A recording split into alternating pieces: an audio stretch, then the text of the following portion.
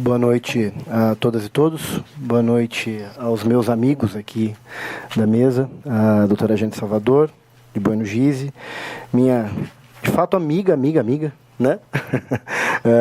Minha colega de luta, de batalha diária na defesa dos interesses da classe trabalhadora, doutor José Malaguércio, também amigo de grande batalha, bem amigo. E é sempre bom estar entre amigos, e aqui eu vejo vários, né? Vários amigos, várias amigas que estão ou passam nesse momento vivem as mesmas angústias que certamente eu vivo com relação ao que será essa reforma a partir de 11 de novembro. Eu tenho muita convicção, aliás, essa palavra não é muito boa, mas eu tenho segurança de que ela será o que nós quisermos que ela seja. E falo isso sob uma perspectiva de enfrentamento de paradigma jurídico a ser construído mesmo. Eu acho que nós vivemos um momento em que é preciso refletir o câmbio socioeconômico, político e institucional em que vivemos e, claro, o projeto de contra-reforma trabalhista não está alheio a esse processo, muito pelo contrário, ele é fruto dele. Então, é disso que eu vou falar um pouquinho. O doutor Nureddin me pediu, outro grande amigo, que falasse a vocês um pouco sobre a experiência da reforma à vida na Espanha, ou das reformas que houve na Espanha, em particular da última reforma trabalhista espanhola, e os impactos socioeconômicos que isso gerou, para que façamos aí uma reflexão em um possível paralelo do que pode ser o mundo do trabalho e a sociedade brasileira, a partir dessa perspectiva de espelho que as reformas que estão sendo propostas no Brasil e que lá já foram consolidadas podem significar. Eu sou um pouco insubordinado, Nureddin, então eu vou ampliar um pouquinho só esse objeto. E eu principio, gente, falando exatamente sobre o que a Jane conseguiu sintetizar com... Tá bom aí o som? Tá, né? Sintetizar com muita capacidade. De fato, se vocês me permitem, gente, eu venho dizendo há algum tempo que nós estamos vivendo uma nova e precária realidade em um novo paradigma de direito no Brasil. Tá? Esse novo paradigma se situa num contexto de revolução tecnológica, globalização financeira e hegemonização de uma nova racionalidade que dois professores franceses, o professor Pierre Dardot e o professor Christian Laval, chamam de racionalidade neoliberal. Por que uma racionalidade neoliberal? Porque significa mais do que um simples projeto econômico. Significa um projeto de ser, um projeto de viver, e algo que, nas palavras de Margaret Thatcher, quer significar a captura dos corações e mentes das pessoas. Então, é muito mais do que dizer uma simples organização ou reorganização econômica. É mais, significa introjetar nas cabeças das pessoas princípios que estão atrelados a dois grandes pilares: uma sociedade absolutamente competitiva e estupidamente individualista. Então, dentro desse panorama, dentro dessa perspectiva, é que a gente começa a discutir um pouquinho do que eu vou sugerir como uma tentativa de mudança de paradigma a partir dessa proposta de reforma, claro, somada à PEC 55 e à reforma da Previdência por vir. O paradigma de direito liberal, ou direito privado clássico, reflexo da proeminência das relações da economia liberal no seio da sociedade burguesa europeia, foi um dos paradigmas que a doutrina moderna do direito sempre construiu e nos mostrou como um elemento de influência no direito brasileiro. Somado a esse paradigma, ou em seguida a esse paradigma, claro, paradigmatado a um momento liberal que no Brasil tem eco menor. O Nasser fala a respeito bastante nos seus livros, e que, claro, no mundo ocidentalizado teve um reflexo substancial na codicização do direito tal qual nós o concebemos e conhecemos. Foi um paradigma, sabemos, em certa medida superada com a superação ou com os limites que o próprio capital liberal enfrentou no final, ou começa a enfrentar no final do século XIX e fundamentalmente enfrenta a partir do início do século XX. A partir daí, nós experimentamos a substituição desse paradigma por um paradigma típico de direito social, marcadamente influenciado, né, ou como resposta, melhor, às ameaças que emergiam no início do século passado, em particular a ameaça comunista, para que não se perdessem os dedos, né, cederam-se os anéis e, claro, vieram com isso as construções dos direitos sociais, a Constituição Federal, a Constituição de Weimar, a Constituição Mexicana. Tudo isso que sabemos e reconhecemos houve ou significou uma forte influência também no direito brasileiro, em particular em seguida ao pós-guerra. Esse paradigma de direito social, que na Europa em particular ganha bastante expressão e se consolida depois das graves ameaças à humanidade que o pós-guerra significou, e que, claro, é fruto de um pacto tácito entre capital e trabalho, que fez crer à sociedade ocidental europeia e norte-americana numa possibilidade, claro, bastante falsa, de que a conciliação seria possível dentro da perspectiva da luta de classes e superaria, a partir daí, a luta de classes. Esse paradigma do direito social foi exatamente o paradigma em que se inscreveu a Constituição Federal de 88. Era, propriamente, o paradigma que nós concebíamos, o paradigma vigente no direito brasileiro até então. Chegou agora, mas é o filho da mãe. Pois bem, o direito do trabalho brasileiro, nós sabemos, especialmente esse direito do trabalho que nós concebemos hoje e que sofre virulento ataque com esse processo de reforma, vinha há algum tempo sendo interpretado e consolidado a partir desse bendito paradigma de direito social. Dentro dessa concepção em que o trabalho tinha uma centralidade, claro, com o propósito, não no Brasil, de garantir salários diretos, por meio da legislação trabalhista, salários indiretos, por meio da legislação social, garantir direito à saúde, à educação, ao bem-estar social, etc., e garantia de salário diferido, era também um paradigma comum à Europa do pós-guerra e à Espanha em particular. Nós sabemos que, a partir da crise de demanda que houve na década de 70, esse paradigma começa a ruir na realidade europeia. Ele dura, portanto, fundamentalmente coisa de 25 anos. Né? A falácia da promessa social-democrata rui com pouco mais de um quarto de século. E, a partir daí, aqueles que haviam sido organicamente deixados de lado pelos próprios liberais, em seguida a crise de 29, começam a ganhar bastante proeminência nas relações econômicas mundiais.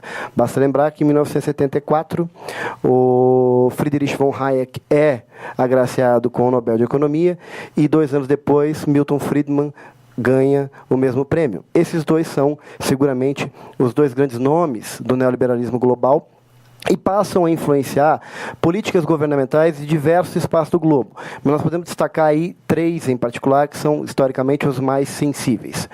As políticas econômicas norte-americanas, as políticas econômicas inglesas e a política econômica de Pinochet no Chile. Era necessário, naquela época, vencido o momento em que o capitalismo keynesiano já não entregava as margens de lucro antes habituais, era preciso reorganizar a sociedade a partir de um novo pacto. Esse novo pacto demandava também um novo papel do Estado.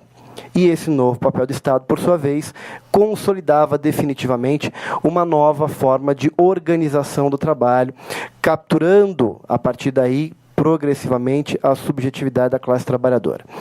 Esse processo que se desencadeia na década de 70 e que se hegemoniza depois da queda do Muro de Berlim, no final da década de 90, dizia um professor alemão, o professor Ulrich Beck, se potencializaria a um ponto em que chegaríamos, dizia ele, a um momento de brasileirização do Ocidente.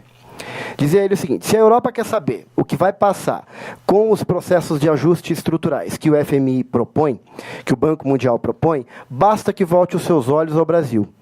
E isso no final do século passado. O livro é de 1999, chama-se Um Novo Mundo Feliz.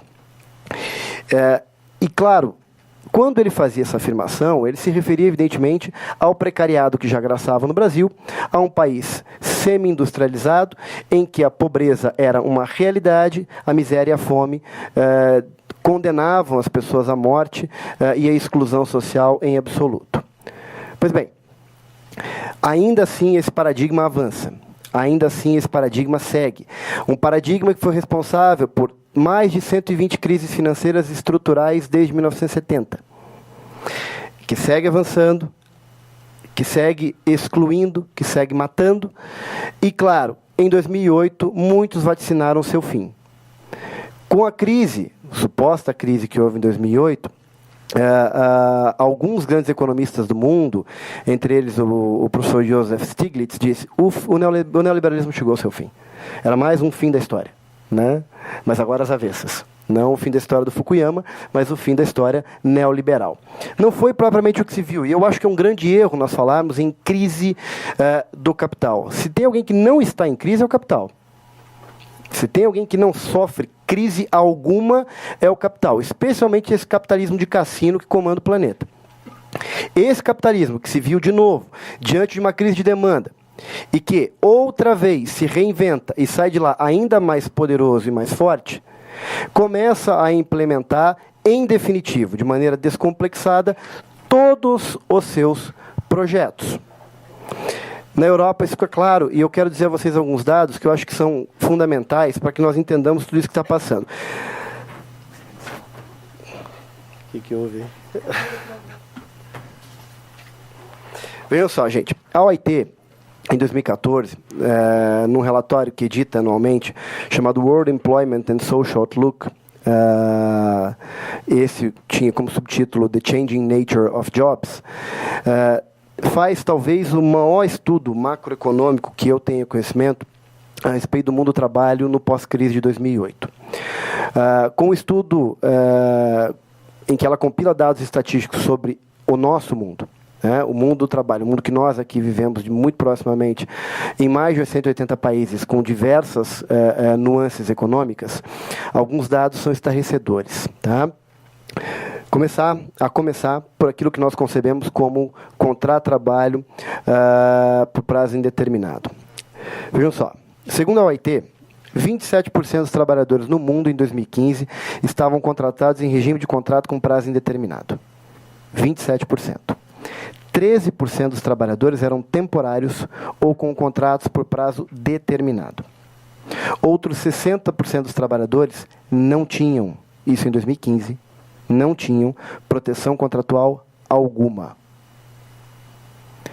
Isso é significativo, porque o paradigma do direito social em que se inscreve o direito de trabalho, tal qual nós o concebemos, não é a realidade da maioria dos trabalhadores no globo.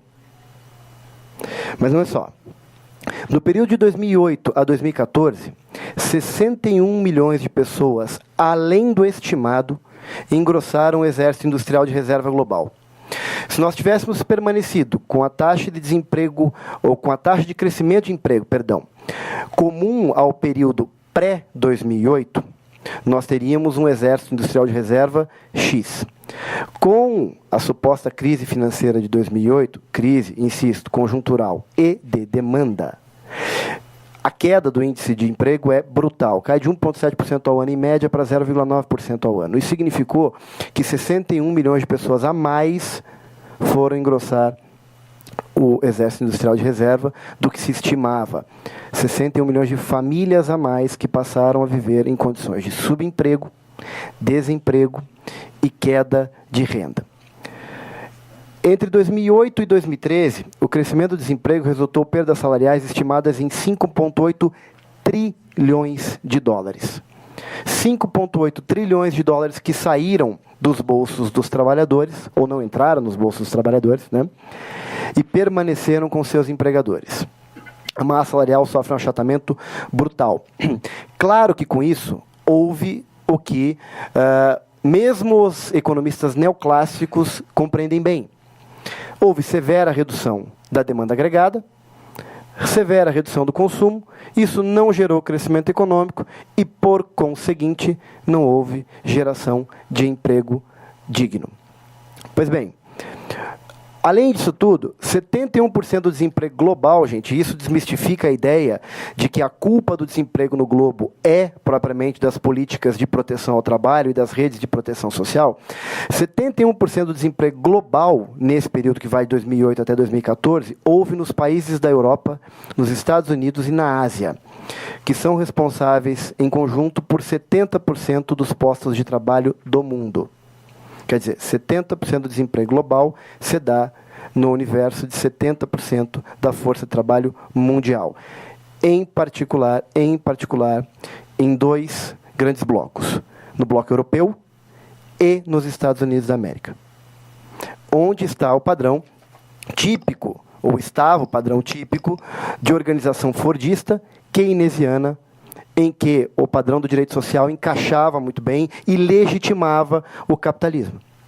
Então, é exatamente nesse universo que nós começamos a vislumbrar, com o decrescimento da proteção, ou o decrescimento das fontes de proteção e centralização do trabalho, um desemprego massivo depois da crise de 2008. Crise que, insisto, é do trabalho, não é do capital. Essa crise é do trabalho. E um último dado, e esse sim um dado que também importa estruturalmente, 73% do déficit de postos de trabalho no mundo ocorreu em razão do desemprego feminino. Mais de 70% dos que perderam postos de trabalho no globo depois da crise de 2008 foram as mulheres.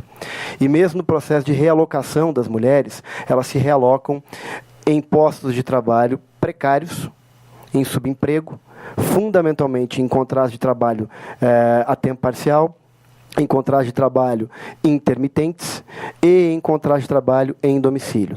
Com o cinismo de que isso atende a uma necessidade feminina, naturalizando a função da mulher em razão da maternidade. Então, quer dizer, é o capital que tenta se apropriar no discurso, que lhe evidentemente, um discurso contrário, para tentar dar uma resposta absolutamente alheia à realidade. Mas isso é comum a esse paradigma. Né? Nesse paradigma, o que difere, me parece, os neoliberais dos liberais clássicos é que os neoliberais, são cínicos e mentirosos. Os liberais tinham mais convicção do que diziam.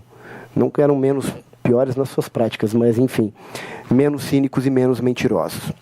Mas, enfim, gente, por que esses dados me parecem importantes? Porque eu me indagava o seguinte: o que passou com as regras de proteção do trabalho no mundo ocidental depois de 2008? Esse relatório da OIT diz o seguinte: nos últimos anos, alguns países, notadamente na Europa, fizeram mudanças que reduziram o nível de proteção dos trabalhadores formais, empregados e não formais, como uma proposta de estímulo à redução do desemprego. É a mesma mentira que nós ouvimos aqui. Exatamente a mesma. Daqueles que defendem a reforma como a saída para a crise estrutural do desemprego no Brasil. Qual foi o resultado dos processos de regulamentação laboral, diz a OIT nesse estudo? As descobertas relatadas na pesquisa sugerem que as más projetadas mudanças legislativas que reduziram a proteção dos trabalhadores são provavelmente contraproducentes para as políticas de emprego e participação no mercado de trabalho a curto e longo prazo. O óbvio. O óbvio. Agora eu verticalizo um pouco e falo um pouquinho da Espanha para a gente chegar nos contratos precários brasileiros.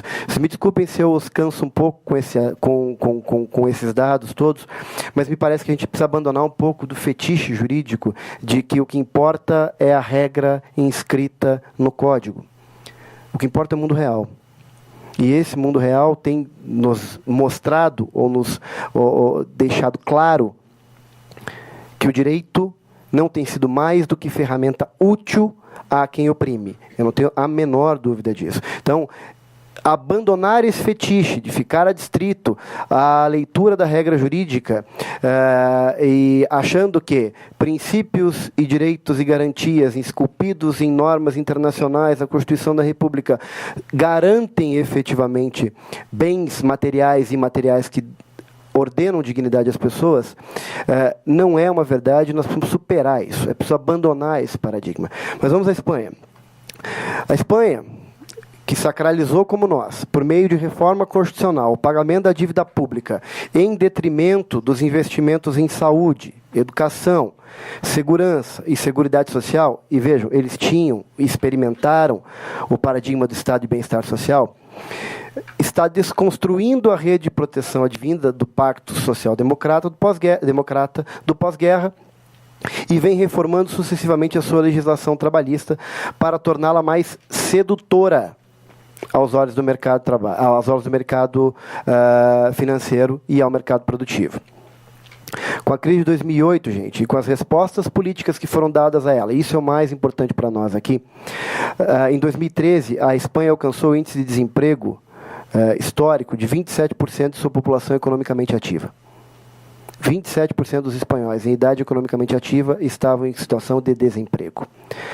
Entre os mais jovens, aqueles com até 25 anos de idade, no mesmo período, que vai de 2008 a 2015, a taxa saltou de 18,1% para 55,5% dessa juventude super qualificada, super preparada, que tinha consigo a promessa social-democrata de que, ao termo da sua graduação, da sua qualificação, teria pleno emprego, salários indiretos e salários diferidos. Hoje não tem nada disso. Se tem algo aí, se é que dá para dizer que isso é positivo, algo distinto nesse processo todo, é que nem mesmo o mito da meritocracia subsiste a essa realidade. Se você tem um índice de desemprego de 55% de jovens superqualificados, mesmo os melhores estão em desemprego ou em subemprego, vale dizer, atendendo nos balcões do Burger King, no McDonald's e assim por diante. Pior, em contrato de trabalho intermitente. Em contrato de trabalho intermitente, sem segurança alguma. Vejam só, gente. O uso indiscriminado de contratos de trabalho a prazo, de trabalho a tempo parcial, a terceirização, trabalho intermitente, o subemprego, a sobrequalificação que dizia, e o ataque à representação sindical tornaram-se características do mercado de trabalho espanhol da segunda metade ou da segunda década desse século. Essa é a realidade do mundo do trabalho na Espanha hoje. 30% da força de trabalho que está empregada hoje está em condições precárias, em subemprego, em trabalho terceirizado, em contrato a tempo parcial, em part-time job.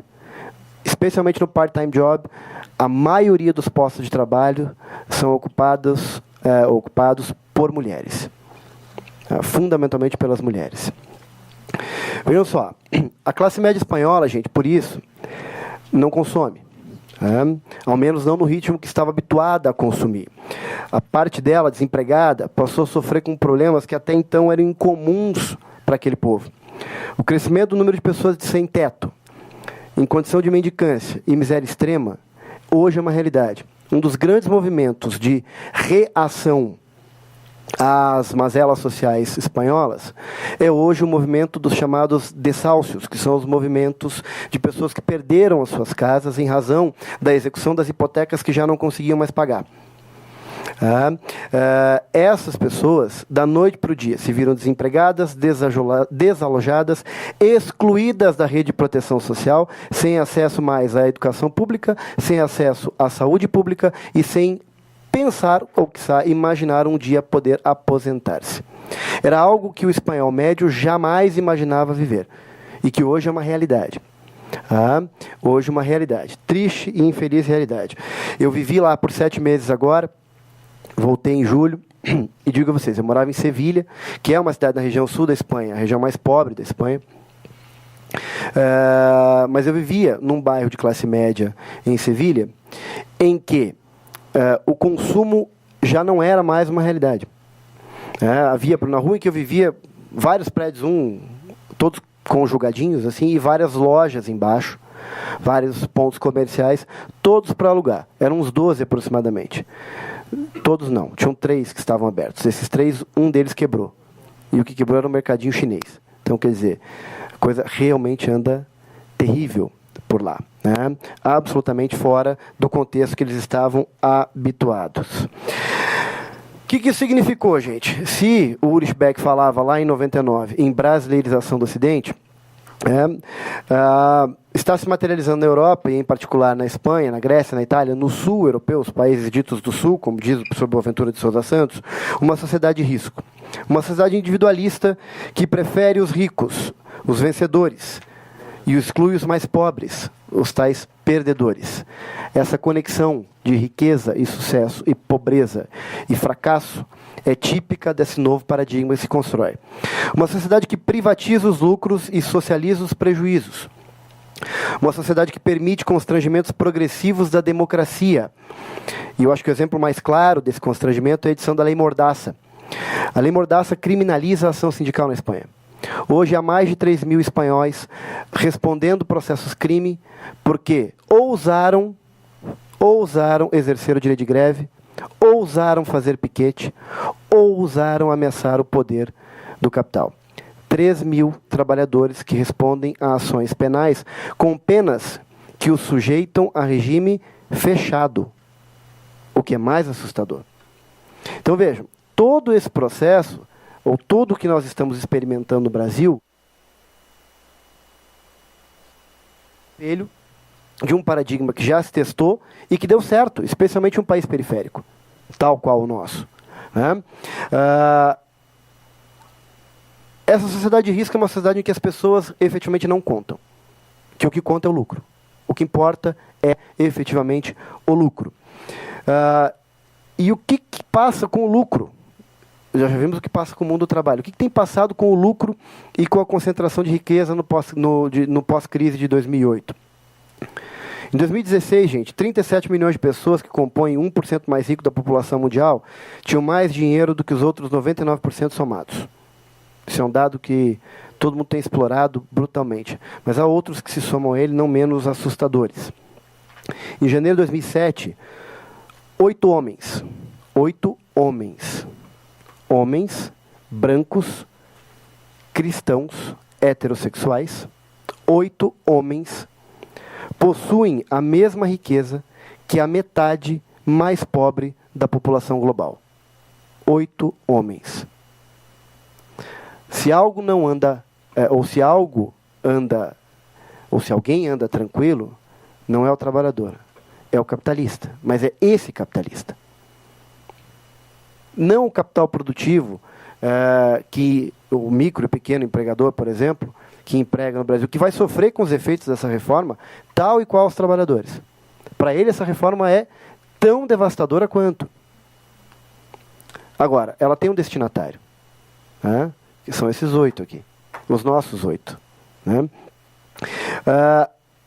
Mas não para por aí. Na Espanha,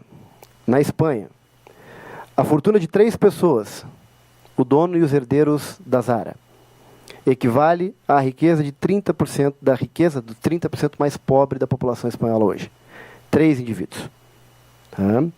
A caminhar nesse ritmo, gente, seguir nesse ritmo, diz Oxfam, em 25 anos, nós vamos ter o primeiro trilionário do mundo. Esse sujeito vai ter tanta ou a mesma riqueza que a economia espanhola atual. Um único homem. Porque será um homem. E esse sujeito vai ter que gastar $1 milhão por dia durante 2.738 anos para poder gastar tudo que ele vai ter. Essa é a realidade da riqueza, essa é a realidade do capital no pós-crise. Então vejam, tudo isso aqui se deu sob a égide de um novo paradigma socioeconômico, que é o tal do paradigma neoliberal. É mais que um modelo, disse, econômico. É uma maneira de ser, é uma maneira de existir, que definitivamente tem dominado os corações e mentes das pessoas. Esse é o pior. Por que as pessoas não reagem a isso? A subordinação como maneira de existir hoje tem outra feição. Ela é estrutural e econômica.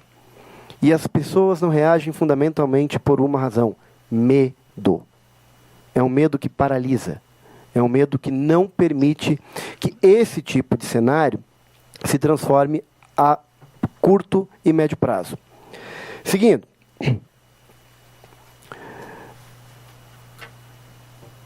Na medida em que é um paradigma socioeconômico, que não é só um paradigma jurídico, é preciso que nós entendamos que o nosso direito, primeiro híbrido, né, liberal e social nas suas feições, passa a sofrer um processo de câmbio para um direito marcadamente instrumental, de um Estado forte a favor do mercado.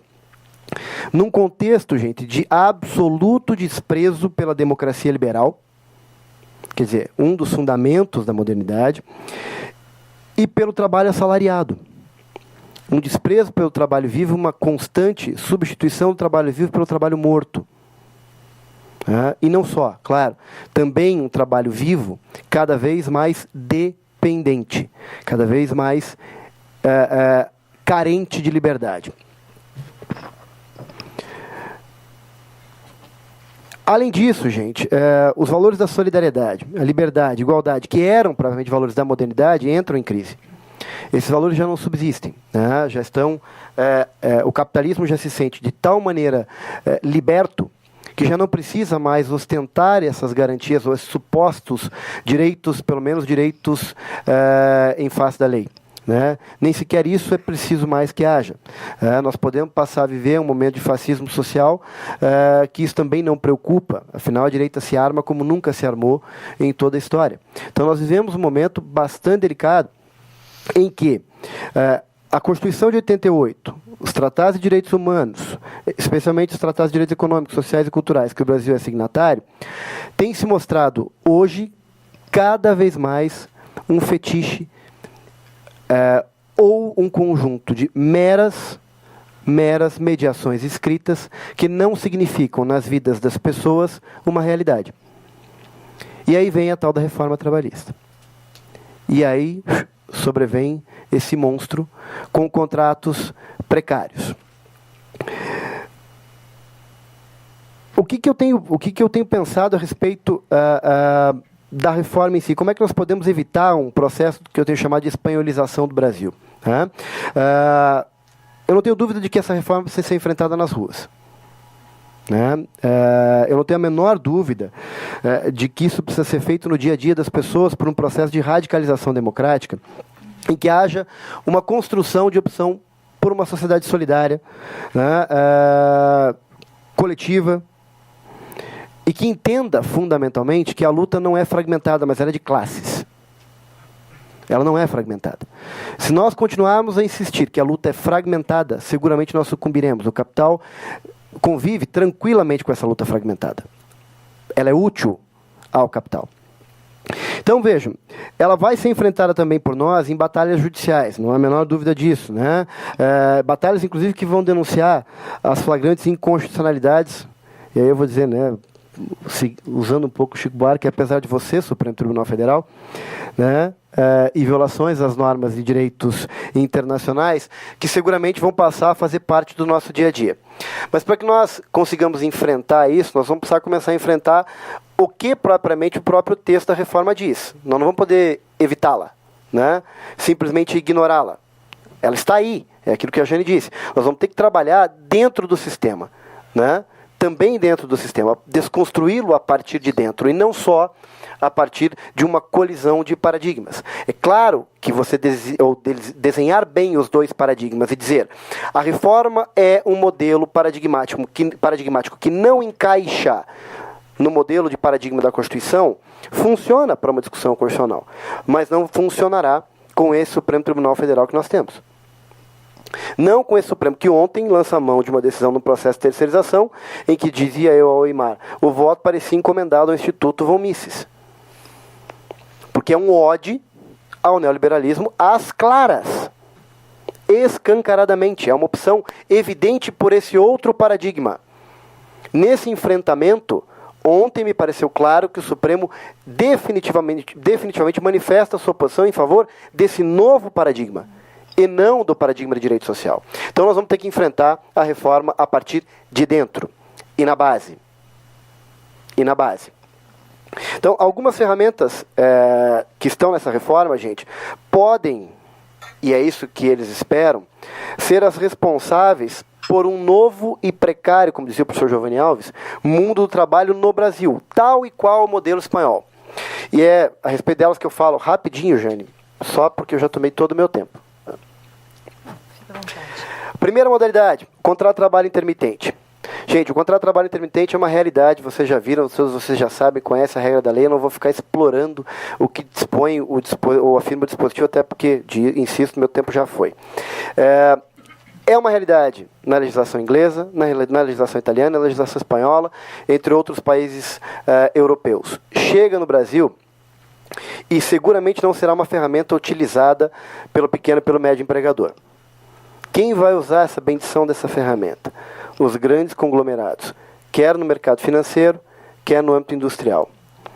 Esses caras vão usar o trabalho intermitente. O que o trabalho intermitente tem de tão grave, gente? Quais são, propriamente, os efeitos prejudiciais do contrato de trabalho intermitente? Tá? Então, eu dou um salto nesse sentido, não trato o conceito. O contrato de trabalho intermitente no mundo causa achatamento da massa salarial, causa incerteza e insegurança no trabalhador. E eu vou dar um exemplo caseiro de novo. Né? Eu estava no grupo do WhatsApp da escola dos meus filhos na Espanha. E aí vinham lá os convites para aniversários das crianças. Né? Vai ter aniversário do fulaninho, tal dia, tal hora. Não raro os pais vinham e diziam o seguinte: olha, eu não posso responder, amanhã eu te falo, porque eu ainda não sei se eu vou trabalhar naquele dia, naquela hora ou não. O indivíduo não planeja a vida para absolutamente mais nada.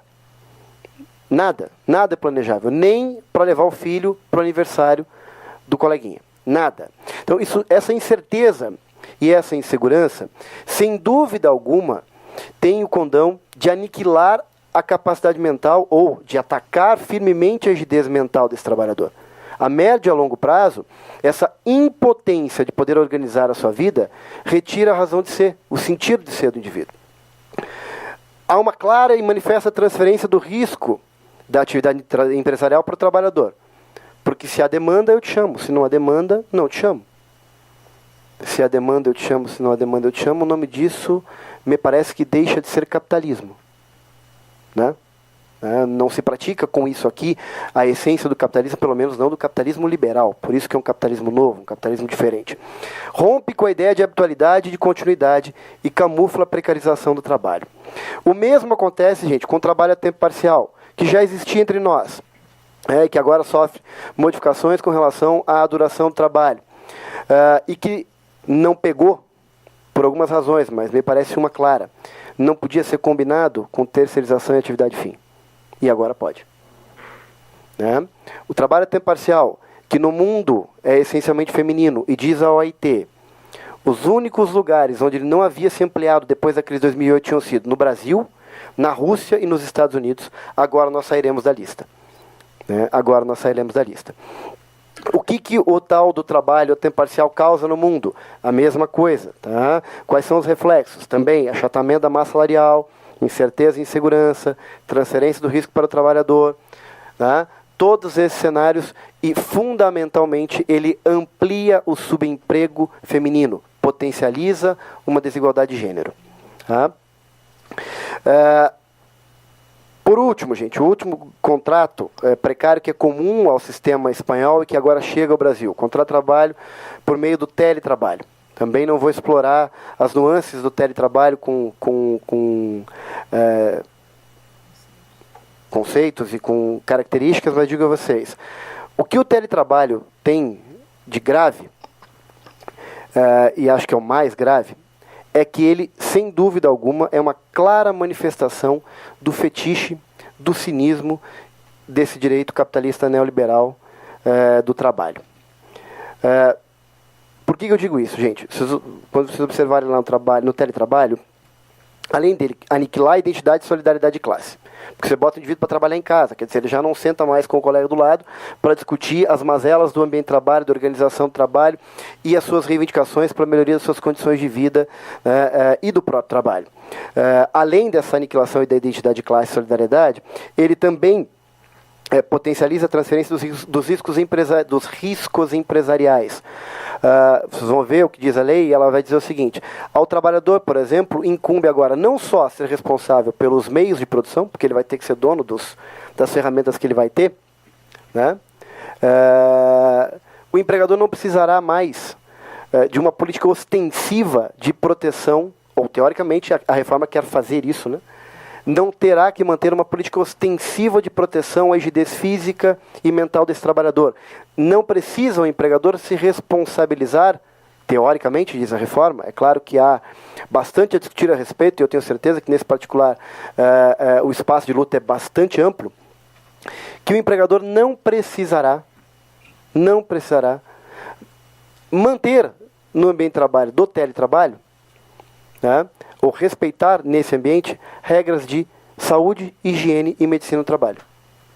Basta que ele faça comunicados constantes e ostensivos, indicando ao trabalhador que medidas ele, trabalhador, deve tomar, e não o contrário. Quer dizer, se o risco é do empregador, e se a obrigação e o dever de zelar pela rigidez física e mental dos trabalhadores é dele, consoante a Constituição, me parece que aí a regra anda mal. Mas o cinismo a que eu me referia, gente, está propriamente em dois aspectos. Primeiro, na indivisibilidade do tempo de trabalho e não trabalho. Como é que o indivíduo divisa claramente qual é o tempo de trabalho e qual é o tempo de não trabalho dentro do seu domicílio? Tá? Não divisa. E se tem uma coisa que é a revolução tecnológica, gente, e há um professor chileno, um economista extraordinário, chamado Max Neff, é que o fenômeno da revolução tecnológica ele tem a capacidade de comprimir o conceito de tempo e espaço, imprimindo a esses conceitos uma velocidade inumana. Há um achatamento do conceito de tempo e espaço hoje, em que a gente não acompanha a evolução tecnológica. Agora, isso não quer significar, gente, que essa velocidade não seja controlada. Ela é. Por quem? Por quem detém a tecnologia e por quem tem os privilégios de dominá-la. Tudo é controlado. Tudo é controlado. O tempo, a produção, a produtividade, o lucro, tudo. E em tempo real. Online, por algoritmos que nos conhecem melhor do que nós mesmos. E aí vem o cinismo e aí vem o fetiche. O artigo 62, inciso 3 da CLT, diz que os trabalhadores submetidos ao teletrabalho estão excluídos da proteção do capítulo destinado à duração do trabalho, porque teoricamente não haveria controle. Então vejam, nada pode ser mais cínico que isso, nada pode ser mais abjeto que isso dentro da minha perspectiva. Você usa todo o poder que você tem, e diz às claras e quem quiser ouvir que esse poder não existe.